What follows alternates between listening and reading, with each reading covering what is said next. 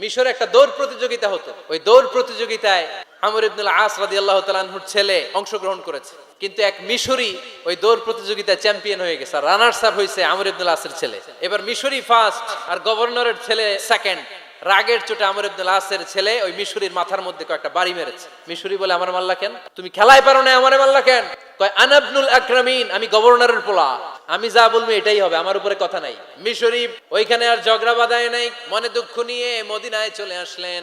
এসে বললেন, আমিরুল মুমিনিন, একটা প্রতিযোগিতায় আমি চ্যাম্পিয়ন হয়েছি, ওনার ছেলে হয়েছে রানার আপ। বিচারটা দিছে কার দরবারে? ওমরে ফারুকের দরবার। ওমরে ফারুক বললেন, তাই? আগামী বছরের অমুক তারিখ আমি সব গভর্নরদেরকে ডেকে হিসাব নেই, তো ওই দিন তুই থাকবি। ওই দিন 7 রাজ্য থেকে 7 গভর্নর হাজির। ওমরে ফারুক বললেন, আইন আল মিসরি, মিশরি লোকটা কই, এদিকে আয়। মিশরি সামনে আসার পরে বলল, আমর ইবনুল আস, তুমি মিশরের গভর্নর, তোমার ছেলে সহ তুমি আসো। আমর ইবনুল আস এসে সামনে বসে রইলেন।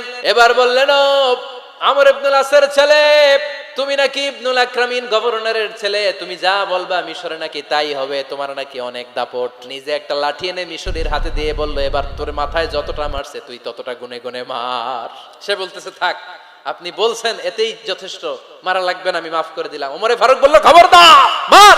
মিশরী ওমরে ফারুকের ধমক শুনে ভয়ে ভয়ে 3টা বাড়ি মারলো। এই বাড়ি মারা দেখেও ওমরে ফারুকের হৃদয় ঠান্ডা হয় নাই। লজ্জায় আমর ইবনুল আস, বয়স হয়ে গিয়েছে সাহাবা, মাথা তখন টাক, মাথায় চুল নাই, লজ্জায় মাথাটা হেট হয়ে মাথাটা নিচু করে রেখেছে। এবার রাগের চোটে ওমরে ফারুক বললেন, এবার আমর ইবনুল আসের টাক মাথার মধ্যে একটা মার। মার। কেন ছেলেকে শিক্ষা দিতে পারে নাই?